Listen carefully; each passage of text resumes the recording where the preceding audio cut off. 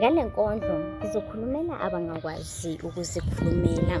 Ngizothatha leli thuba ngihaye ngawe Ndlovukazi, ngihaye ngawe Sikhukhukazi, ngihaye ngawe mama wezinkulungwane, ngisho wena mama uDudu wakwaKhoza.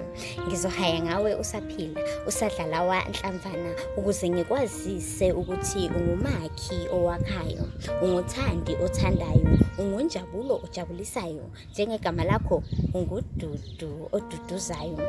Amazwi akho amtoti akwazile ukubakha omama, ngisho zona izimbokodo, kuqala le kumashilazi kuya le kumajukujuku. Uyimbali enhle ngempela ezimpilweni zethu, uthi lapho sisakulalele khona sizwe ngamazwi obaba wethu emahostela, sivele sijabule sijule ngempela, ngoba usuke usikhumbuza ukuthi lapho bekhona bayesizamela impilo engcono.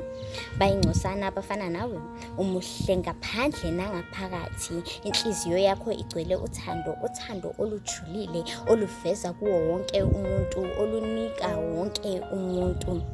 Siyazi uma sikhalela kuwena sisezandleni ezintofontofo, lezi ezithofozelayo.